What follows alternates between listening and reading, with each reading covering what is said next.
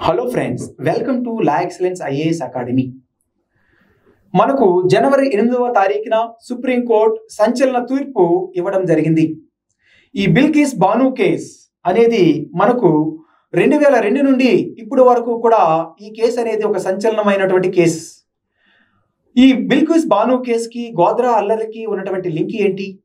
బిల్కిస్ బాను కేసులో ఉన్నటువంటి ups and downs timeline అనేది ఎలా ఉంది? నిన్న ఇచ్చినటువంటి జడ్జిమెంట్లో ఉన్నటువంటి హైలైట్స్ ఏంటి? అట్ ద సేమ్ టైం ప్రెసిడెంట్కి గవర్నర్కి రెమిషన్స్ పవర్స్ అనేవి ఎలా ఉంటాయి అనేది కూడా మనం క్లియర్గా చర్చించడం జరుగుతుంది. మొట్టమొదటిగా చూసుకుంటే సిలబస్లో భాగంగా యూపీఎస్సీ GS2 సబ్జెక్ట్ అంటే ఇండియన్ పాలిటీ అండ్ కాన్స్టిట్యూషన్లో క్లియర్గా మెన్షన్ చేయడం జరిగింది. వై ఇన్ న్యూస్ జనరల్గా ఈ బిల్కిస్ బాను కేసులో సుప్రీంకోర్టు అనేది 11 కన్విక్ట్స్ ఎవరైతే ఉన్నారో ఈ గుజరాత్ గవర్నమెంట్ అనేది రీసెంట్గా 2022 ఆగస్ట్ 15న రిలీజ్ చేయడం జరిగింది. ఆ రిలీజ్ని సుప్రీంకోర్టు అనేది క్వాష్ చేయడం జరిగింది. సో ఇందులో భాగంగా మనకు జడ్జెస్ మనకు bench of justice BV Nagarathna and Ujjal Bhuyan అనే జడ్జిమెంట్లో క్లియర్గా ఈ జడ్జిమెంట్ ఇచ్చారు. సో ఇందులో భాగంగా మనకు బిల్కిస్ బాను గురించి ఒకసారి బ్యాక్గ్రౌండ్లోకి ఒకసారి చూద్దాం. జనరల్గా 2002 ఫిబ్రవరి 27వ తారీఖున ఈ గోద్రా స్టేషన్లో సబర్మతి రైల్లో మనకు కొంత ఇక హిందూ భిక్షువులు అనేవాళ్ళు అయోధ్య నుండి వచ్చి ఇందులో ఉన్నారు. సో ఇందులో ఏం జరిగిందంటే ఇందులో భాగంగా ఈ ట్రైన్ అనేది కాల్చివేయడం జరిగింది, దహనం అవ్వడం జరిగింది. ఈ దహనంలో భాగంగా ఒకసారి బ్యాక్గ్రౌండ్ని చూద్దాం. ఈ బిల్కిస్ బాను కేసులో భాగంగా ఇందులో భాగంగా మనం చూసుకుంటే 2002 ఫిబ్రవరి 27న గోద్రా స్టేషన్లో సబర్మతి రైలు అనేది దగ్ధం అవ్వడం జరిగింది. ఏంటి అంటే కొంతమంది హిందూ పండితులు అంటే హిందూ సాధువులు అనేవాళ్ళు ఎక్కువ మంది చనిపోవడం జరిగింది. ఎందుకంటే ఈ హిందూ సాధువులు అనేది అయోధ్యకి వెళ్ళి రావడం జరిగింది. సో అందుకనే ఈ కేసు అనేది హిందువులు ముస్లింల పైన తర్వాత దాడి చేసి అందులో భాగంగా బిల్కిస్ బాను అనే ఆమె ఆ రోజు గుజరాత్ నుండి ఫ్యామిలీ మొత్తం బయటికి వెళ్ళిపోవాలి, అక్కడ నుండి వెళ్ళిపోవాలి, ఈ యొక్క పెద్ద మారణ హోమం నుండి బయటపడాలని చెప్పి వెళ్ళిపోతూ ఉండగా ఆ ఫ్యామిలీని దగ్గరగా ఈమె ఆ టైంలో ప్రెగ్నెంట్ అంటే 5 నెలల ప్రెగ్నెంట్ ఓవరాల్గా సామూహిక అత్యాచారం చేయడమే కాకుండా ఆమె డాక్టర్ అయినటువంటి 3 సంవత్సరాల పాపని అదేవిధంగా దగ్గరగా 7 మంది ఈ ఫ్యామిలీ మెంబర్స్ని కూడా కిరాతకంగా చంపడం జరిగింది. అందుకనే ఈ కేసు తర్వాత ఆమె సుప్రీంకోర్టులో ఫైల్ చేయడం జరిగింది. అందుకని సుప్రీంకోర్టు డైరెక్ట్గా సిబిఐకి ఈ కేసుని అప్పగించడం జరిగింది. అయితే 2008లో స్పెషల్ సిబిఐ కోర్టు అనేది ఈ 11 మందికి కూడా కన్విక్షన్ లైఫ్ ఇంప్రిజన్మెంట్ని ఇవ్వడం జరిగింది. అయితే ఈ తర్వాత ఈ కోర్టు అనేది హైకోర్టు బాంబే హైకోర్టు అనేది సిబిఐ కోర్టు ఇచ్చినటువంటి తీర్పుని అప్హెల్డ్ చేశారు. అయితే ఈ 15 years టర్మ్ అనేది 2022కి కంప్లీట్ అవ్వడం జరిగింది. అయితే ఇందులో ఉన్నటువంటి ఒక వ్యక్తి డైరెక్ట్గా సుప్రీంకోర్టుకి వెళ్ళి మాకు రిమిషన్కి అప్లై చేసుకుంటాం, రిమిషన్ ఇవ్వండి అని చెప్పి సుప్రీంకోర్టుని అప్రోచ్ అయ్యారు. ఇందులో భాగంగా సుప్రీంకోర్టు అనేది గుజరాత్ గవర్నమెంట్కి రిమిషన్ పాలసీని ఒకసారి కన్సిడర్ చేయండి అనేది ఒకసారి స్టడీ చేసి ఈ కేసుని ఒకసారి డీల్ చేయండి అని చెప్పి సుప్రీంకోర్టు గుజరాత్ గవర్నమెంట్కి చెప్పడం జరిగింది. వెంటనే మనకు 2022లో ఈ గుజరాత్ గవర్నమెంట్ అనేది ఒక కమిటీ వేసి ఆ కమిటీ ద్వారా ఓవరాల్గా 11 మందికి కూడా కన్విక్ట్ని రిమిషన్ ద్వారా రిలీజ్ చేయాలి అని చెప్పి ఆదేశాలు జారీ చేశారు. ఇందులో భాగంగా మనకు ఆగస్ట్ 15, 2022లో ఓవరాల్గా 11 మందిని కూడా కన్విక్ట్ని కూడా రిలీజ్ చేశారు. దీనిలో భాగంగా భారతదేశం మొత్తం కూడా ఎగ్నెస్ట్గా ప్రొటెస్ట్ చేశారు. ఎందుకంటే ఇంత కిరాతకమైనటువంటి ఈ తీవ్రవాదులు లాంటి ఈ వ్యక్తుల్ని బయటికి రిలీజ్ చేయడం అనేది చాలా దారుణమని. సో ఎంతో మంది ఖైదీలు ఉన్నప్పటికీ రిమిషన్లో ఇప్పటికీ ఎవరు కూడా రిలీజ్ చేయలేదు. కాకపోతే ఈ కన్విక్ట్ని రిలీజ్ చేసేటప్పటికి సో బిల్కిస్ బాను కాకుండా చాలా బిల్ ద్వారా చాలా మంది వ్యక్తులు సుప్రీంకోర్టుని అప్రోచ్ అవ్వడం జరిగింది. సో ఇందులో భాగంగా సుప్రీంకోర్టు మళ్ళీ ఈ కేసుని మళ్ళీ ఒకసారి డీల్ చేయడం జరిగింది. సో ఓవరాల్గా నిన్న ఇచ్చిన జడ్జిమెంట్స్ ద్వారా ఈ 11 కన్విక్ట్లని కూడా ఇచ్చినటువంటి గుజరాత్ గవర్నమెంట్ రిమిషన్ని కొట్టివేయడం జరిగింది. ఇది ఓవరాల్గా ఉన్నటువంటి twist and turns in Bilkis Bano case from 2002 నుండి 2024 వరకు జనవరి 8 వరకు జరిగినటువంటి మేజర్ ఈవెంట్స్. నిన్న ఇచ్చినటువంటి జడ్జిమెంట్స్లో హైలైట్స్ చూసుకుంటే మొట్టమొదటిగా చూసుకుంటే సుప్రీంకోర్టు అనేది గుజరాత్ గవర్నమెంట్ ఇచ్చినటువంటి రిమిషన్ అనేది ఇల్లీగల్ అని చెప్పడం జరిగింది. So at the same time మనకు గుజరాత్ గవర్నమెంట్ అనేది రిమిషన్ పవర్ అనేది గుజరాత్ గవర్నమెంట్ అనేది అప్రోప్రియేట్ గవర్నమెంట్ కాదు, criminal procedure code under 432 section 7 నుండి తెలియజేస్తుంది. నెక్స్ట్ వన్ ఏంటి అంటే ఈ యొక్క కేసు అనేది అంటే క్రైమ్ అనేది గుజరాత్లో జరిగినప్పటికీ అసలు జడ్జిమెంట్ అనేది మహారాష్ట్రలో ఇవ్వడం జరిగింది. అంటే జడ్జిమెంట్ ఎవరైతే ఇస్తారో రిమిషన్ ఇచ్చేటప్పుడు కూడా గుజరాత్ గవర్నమెంట్ కాకుండా మహారాష్ట్ర గవర్నమెంట్ మాత్రమే ఇవ్వాలి అని ఈ జడ్జిమెంట్లో డైరెక్షన్స్ అనేది ఇవ్వడం జరిగింది. సో ఓవరాల్గా మనకు ఇప్పుడు అప్రోప్రియేట్ గవర్నమెంట్ అంటే గుజరాత్ గవర్నమెంట్ కాదు, మహారాష్ట్ర గవర్నమెంట్ మాత్రమే రిమిషన్ ఇచ్చే అధికారం ఉంది అని ఈ నిన్న ఇచ్చినటువంటి జడ్జిమెంట్స్ ద్వారా తెలియజేయడం జరిగింది. ఇప్పుడు అసలు లాస్ ఆన్ రిమిషన్ గురించి లాస్ ఏం చెప్తున్నాయి, రాజ్యాంగం ఏం చెప్తుంది, క్రిమినల్ ప్రొసీజర్ కోడ్ ఏం చెప్తుంది అనేది చూద్దాం. మొట్టమొదటిగా మనం చూసుకుంటే రాజ్యాంగంలో భాగంగా article 72 and article 161 of the constitution లో క్లియర్ గా pardoning powers of president and governor గురించి తెలియజేస్తుంది. అంటే ఆర్టికల్ 72 అనేది పార్డనింగ్ పవర్స్ ఆఫ్ ప్రెసిడెంట్ అని, ఆర్టికల్ 161 అనేది పార్డనింగ్ పవర్స్ ఆఫ్ గవర్నర్ అని. ఈ కాంపోనెంట్స్ లో భాగంగా జనరల్ గా మేజర్ గా 5 కాంపోనెంట్స్ ఉంటాయి. ఏంటి అంటే ఒకటి pardon, next one commutation, remission, respite and reprieve. ఒకసారి చూద్దాం ఈ యొక్క టెర్మినాలజీ ఒకసారి చూద్దాం. పార్డన్ అనేది కంప్లీట్లీ క్షమాభిక్షను ఇవ్వడం, అంటే నువ్వు యొక్క టర్మ్ ఏదైనా ఇచ్చినప్పటికీ అందులో నుండి మీరు విశ్రాంతి మీన్స్ విరమించుకున్నారు, బయటికి రావచ్చు అనేది అని, సో కంప్లీట్లీ ఫ్రీ అని. నెక్స్ట్ వన్ ఏంటి అంటే కమ్యూటేషన్ అంటే for example let's take an example like life imprisonment ఇవ్వడం జరిగింది. ఈ లైఫ్ ఇంప్రిజన్మెంట్ అనేది కమ్యూటేషన్ లో భాగంగా అంటే ఫార్మ్ ఆఫ్ ద సెంటెన్స్ అనేది తగ్గించాలి. కమ్యూటేషన్ అంటే సెంటెన్స్ ని తగ్గించడం, ఇయర్స్ ని కాదు, ఇది గుర్తుపెట్టుకోవాలి. అంటే లైఫ్ ఇంప్రిజన్మెంట్ నుండి సింపుల్ ఇంప్రిజన్మెంట్ కి తీసుకురావడం, ఇది కమ్యూటేషన్ అంటారు. పార్డనింగ్ ఈ పవర్ లో భాగంగా రాష్ట్రపతికి ఉంటుంది, ఇక్కడ మనకు గవర్నర్ కి కూడా ఉంది ఈ కమ్యూటేషన్. నెక్స్ట్ వన్ రిమిషన్ అంటే reducing the period of the sentence.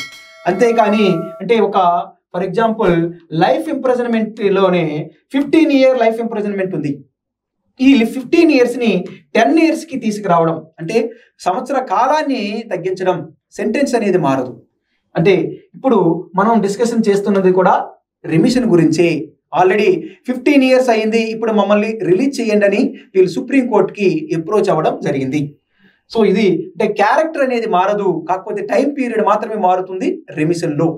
Next one respite అనేది ఒక స్పెషల్ కండిషన్స్ లో మాత్రమే సెంటెన్స్ అనేది తగ్గిస్తూ ఉంటారు. ఎవరు ఈ స్పెషల్ కండిషన్ కింద వస్తారు అంటే డిజేబుల్డ్ పీపుల్, ప్రెగ్నెంట్ పీపుల్ ఎవరైతే కన్విక్ట్ అయి ఉంటారో జైల్లో వాళ్ళకి ఈ రెస్పెక్ట్ అనే కాంపోనెంట్ అనేది అప్లై అవుతుంది. అంటే సెంటెన్స్ అనేది వాళ్ళకి తగ్గిస్తూ ఉంటారు. నెక్స్ట్ వన్ రిప్రైవ్ అంటే ఏంటి అంటే execution, for example like stay in execution, death sentence అనేది విత్ ఇన్ 1 month లో డెత్ సెంటెన్స్ అనేది ఇవ్వడం జరిగితే ఆ యొక్క డెత్ సెంటెన్స్ ని స్టే ఇవ్వడానికి యూజ్ చేసే కాంపోనెంటే మనకు రిప్రైవ్ అంటాం. ఇవి basic components, very very important. నేను అడిగే క్వశ్చన్ ఏంటి అంటే పార్డనింగ్ పవర్ లో భాగంగా ప్రెసిడెంట్ కి ఉన్నటువంటి ఎక్స్ట్రా పవర్స్ ఏంటి గవర్నర్ తో పోలిస్తే, ఒక పాయింట్ మీరు ఆన్సర్ చేయండి, చాలా చాలా ఇంపార్టెంట్. నెక్స్ట్ వన్ ఏంటి అంటే ఈ పార్డనింగ్ పవర్ లో డెత్ సెంటెన్స్ అనేది పార్డన్ చేసేటప్పుడు జ్యుడిషియల్ రివ్యూ కింద వస్తుందా లేదా అనేది కూడా నా యొక్క క్వశ్చన్. నెక్స్ట్ వన్ ఈ 72 and 161 ఆఫ్ ద కాన్స్టిట్యూషన్ లో భాగంగా ప్రెసిడెంట్ గవర్నర్ కూడా మ్యాక్సిమం ఇది డిస్క్రిషనరీ పవర్ కింద రాదు. గ్యారంటీగా కౌన్సిల్ ఆఫ్ మినిస్టర్ కి బైండ్ అయ్యవలసిన అవసరం అనేది ఉంది. ఇది గుర్తుపెట్టుకోవాలి. డైరెక్ట్ గా ప్రెసిడెంట్, గవర్నర్ డైరెక్ట్ గా డెత్ సెంటెన్సెస్ లో, అదర్వైజ్ ఇక్కడ పార్డనింగ్ చేసే పవర్స్ అనేది వాళ్ళకి డైరెక్ట్ డిస్క్రిషనరీ కాదు. The must bind to the council of minister అనేది క్లియర్ గా రాజ్యాంగంలో పొందుపరిచారు. నెక్స్ట్ వన్, ఈ రిమిషన్ లో భాగంగా section 432 of the criminal procedure code లో క్లియర్ గా మెన్షన్ చేశారు. ఏంటి అంటే స్టేట్ గవర్నమెంట్ అనేది పవర్ ఉంది ఈ రిమిషన్ లో. ఎందుకంటే ప్రిజనింగ్ అనేది స్టేట్ సబ్జెక్ట్ కనుక. అంటే ఒక వ్యక్తికి, కన్విక్ట్ అయిన వ్యక్తిని రిమిషన్ కింద రిలీజ్ చేయాలంటే ఒక కమిటీ వేసి అందులో అతని సత్ప్రవర్తన బాగుంది, రిమిషన్ ఇవ్వచ్చు అనేది మనకు 432 ఆఫ్ ద సిఆర్పిసి కూడా క్లియర్ గా రిమిషన్ గురించి క్లియర్ గా చెప్తూ ఉంది. నెక్స్ట్ వన్ ఏంటి అంటే, నెక్స్ట్ వన్, సుప్రీం కోర్టు కూడా స్టేట్ కెనాట్ ఎక్సర్సైజ్ పవర్. అంటే సుప్రీం కోర్టు ఒక డైరెక్షన్ ఇవ్వడం జరిగింది. స్టేట్ గవర్నమెంట్ ఎప్పుడు కూడా రిమిషన్ అనేది ఆర్బిట్రరీ నేచర్ లో యూజ్ చేయకూడదు, ఒక డ్యూ ప్రాసెస్ ఆఫ్ లాని ఫాలో అవ్వాలి అని సుప్రీం కోర్టు అనేది డైరెక్షన్స్ కూడా ఇవ్వడం జరిగింది. వన్ మోర్ పాయింట్ ఏంటి అంటే, ఒక కన్విక్ట్ అయినటువంటి ఒక వ్యక్తి, లైఫ్ ఇంప్రిజన్మెంట్ అయినటువంటి వ్యక్తిని రిమిషన్ కావాలంటే మినిమం 14 సంవత్సరాలు జైలు శిక్ష అనుభవించిన తర్వాత మాత్రమే అతనికి రిమిషన్ ఇవ్వడం జరుగుతుంది అనేది మినిమం ఈ సిఆర్పిసిలో క్లియర్ గా ప్రొవిజన్స్ అనేవి ఉన్నాయి. Next one, grounds for remission. So ఇవన్నీ ఈ యొక్క తగాదాలు చూసిన తర్వాత, ఈ యొక్క డిస్టర్బెన్సెస్ చూసిన తర్వాత supreme court under Lakshman Naskar versus union of India కేసులో భాగంగా కొన్ని ప్రొవిజన్స్ ని ప్రవేశపెట్టడం జరిగింది. దీని ద్వారా రిమిషన్స్ ఇవ్వచ్చు అని. సో అంటే ఈ ప్రొవిజన్స్ ని క్వాలిఫై అయితే అతను రిమిషన్ కి ఎలిజిబుల్ అని అర్థం. అంటే మొట్టమొదటిగా చూసుకుంటే, whether an offender is an individual act of crime or it is against to the society. అంటే అతను చేసినటువంటి క్రైమ్ అనేది అతని కోసమే చేశారా, ఏమైనా సొసైటీకి ఎగ్నెస్ట్ గా ఇతను చేసినటువంటిది ఎఫెక్ట్ అవుతుందా అనేది చూడాలి మొట్టమొదటిది. Next one, chance of the crime అనేది రిపీటెడ్ గా అవుతుందా లేదా, అంటే అతను మళ్ళీ కూడా క్రైమ్ చేసే అవకాశం ఉందా లేదా అనేది చూడాలి. Next one, convict has lost the potentiality. అంటే క్రైమ్ చేసే నెక్స్ట్ క్రైమ్ చేసే శక్తి ఉందా లేదా, అతనికి పొటెన్షియల్ తగ్గిందా లేదా అనేది కూడా రిమిషన్ ఇచ్చేటప్పుడు చూడాలి అని చెప్పి ఈ జడ్జిమెంట్ లో చెప్పారు. Weather any purpose is being served in keeping the convict in prison. ఇంకా ఇతన్ని ఈ జైల్లో పెట్టడానికి ఏమైనా ప్రొవిజన్ ఉందా లేదా, లేకపోతే ఇతన్ని రిలీజ్ చేయడానికి ఒక అన్నింటికి క్వాలిఫై ఉన్నాడా లేదా అనేది కూడా చూడాలి అని ఇందులో ప్రొవైడ్ చేశారు. Next one, socio economic conditions of the family. అంటే ఫ్యామిలీ పరిస్థితులు బాగోలేదు, ఇతను ఇంటి యొక్క యజమాని, సో ఈ ప్రొవిజన్స్ ని కూడా క్వాలిఫై అయితే అప్పుడు అతనికి రిమిషన్ ఇవ్వచ్చు అని క్లియర్ గా మెన్షన్ చేశారు under Lakshman Naskar versus union of India case. Very very important. Mains లో క్వశ్చన్ అడిగేటప్పుడు ఈ గైడ్ లైన్స్ ని, సుప్రీం కోర్ట్ జడ్జిమెంట్స్ ని మాత్రం మనం మెన్షన్ చేయాల్సిన అవసరం ఉంది. Next one, what happens now. అంటే నిన్న ఇచ్చినటువంటి జడ్జిమెంట్ ఏంటి అనేది ఒకసారి చూద్దాం. జనరల్ గా కోర్టు డైరెక్టెడ్ ఈ రిలీజ్ అయినటువంటి 11 మంది కన్విక్ట్లని కూడా ఈ యొక్క జైలు దగ్గర ఓవరాల్ గా సరెండర్ అవ్వాలి అనేది మొట్టమొదట judgment. At the same time మనం చూసుకుంటే మహారాష్ట్ర గవర్నమెంట్ ని, అంటే ఎవరైతే కన్విక్ట్లు ఉన్నారో ఈ 11 మంది కన్విక్ట్లు, మీకు రిమిషన్ కావాలి అంటే మీరు అప్లై చేసుకోవాల్సింది మహారాష్ట్ర గవర్నమెంట్ అప్రోచ్ అవ్వాలి అనేది సెకండ్ థింగ్. అంటే అప్రోప్రియేట్ గవర్నమెంట్ ఎవరు అంటే ఇప్పుడు మహారాష్ట్ర గవర్నమెంట్ అని. నెక్స్ట్ వన్ ఏంటి అంటే, ఎందుకంటే 2008లో జడ్జిమెంట్ అనేది స్పెషల్ కోర్ట్ అనేది మహారాష్ట్ర ద్వారా ఇవ్వడం జరిగింది. అందుకని సో ఓవరాల్ గా ఆ యొక్క 2008 జడ్జిమెంట్ ప్రకారం మహారాష్ట్రలో రిమిషన్ ఇవ్వాలంటే మినిమం 28 సంవత్సరాలు ఆల్రెడీ అతను కన్విక్ట్ అనేది జైల్లో ఉండాల్సిన అవసరం ఉంది. అంటే 28 సంవత్సరాలు ఇంప్రిజన్మెంట్ అయితే మాత్రమే అతను నెక్స్ట్ అతను రిమిషన్ కి పొందే అవకాశం ఉంది. అంటే అతను ఎవరైతే రిమిషన్ కావాలి అనుకుంటారో అతను ఆ కన్విక్టెడ్ వ్యక్తి 28 సంవత్సరాలు జైలు శిక్ష అనుభవించిన తర్వాత మాత్రమే నెక్స్ట్ రిమిషన్ కి అవకాశం ఉందని ఈ మహారాష్ట్ర గవర్నమెంట్ రిమిషన్ పాలసీ ద్వారా తెలియజేయడం జరుగుతుంది. ఓవరాల్ గా చూసుకుంటే బిల్కిస్ బాను కేసులో ప్రతి ఒక్కరూ కూడా మానవతావాదిగా ఉండాలి. అంటే జస్టిస్ అనేది గ్యారంటీగా ప్రొవైడ్ చేయాలి. ఇది ఒక సమూహంగా ఒక గ్యాంగ్ రేప్ జరిగింది. ఇందులో గ్యాంగ్ రేపే కాకుండా దగ్గరగా ఈ 7 మెంబర్స్ ఫ్యామిలీ మెంబర్స్ కూడా చనిపోవడం జరిగింది. అందుకనే రిలీజ్ చేస్తే ఆటోమేటిక్గా ప్రో గవర్నమెంట్ అనేది కన్విక్ట్కి విక్టిమ్స్కి డిఫరెన్స్ చూపిస్తున్నారు అనేది క్లియర్గా తెలుస్తుంది. అందుకనే స్టేట్ గవర్నమెంట్స్ అనేది డ్యూ ప్రాసెస్ని నమ్మాలి. అంటే డ్యూ ప్రాసెస్ని నమ్మి న్యాయం చేయాలి ప్రజలకి. ఇదే ఒక మేజర్ ఇంపార్టెంట్ థింగ్ అని మనకు క్లియర్గా సుప్రీంకోర్టు అనేది డైరెక్షన్స్ అనేది ఇవ్వడం జరిగింది. సో ఓవరాల్గా మనం చూసుకుంటే జ్యుడిషియరీ అనేది జడ్జిమెంట్లో సుప్రీంకోర్టు అనేది ఒక మేజర్ డెసిషన్స్ని నిన్న ఇచ్చినటువంటి తీర్పు ద్వారా తెలుస్తుంది. సో అందరూ కూడా హర్షాతిరేకం వ్యక్తపరుస్తున్నారు. ఎందుకంటే బిల్కిస్ బాను అనేది ఫైనల్గా నాకు జస్టిస్ జరిగింది అనేది ఆమె వ్యక్తపరిచారు. సో ఓవరాల్గా చూసుకుంటే జస్టిస్ అనేది చాలా ఇంపార్టెంట్. ఎందుకంటే కామన్ పీపుల్కి జస్టిస్ జరిగినప్పుడే వాళ్ళకి ఈ న్యాయ సంస్థల పైన గవర్నమెంట్ పైన కూడా నమ్మకం అనేది వస్తుంది. అంటే ఇప్పుడు ఈ జడ్జిమెంట్స్ ద్వారా స్టేట్ గవర్నమెంట్స్ అనేది ఈ కన్విక్ట్స్ని సపోర్టివ్గా అంటే ప్రో పొలిటికల్గా ఉండకూడదు అనేది కూడా డైరెక్ట్గా ఆర్ ఇండైరెక్ట్గా సుప్రీంకోర్టు అనేది ఈ జడ్జిమెంట్స్ ద్వారా స్టేట్ గవర్నమెంట్స్కి మొట్టికాయలు వేయడం కూడా జరిగింది. సో ఓవరాల్గా యూపీఎస్సీ పాయింట్ ఆఫ్ వ్యూలో మెయిన్స్కి కూడా ఇది చాలా ఇంపార్టెంట్ టాపిక్.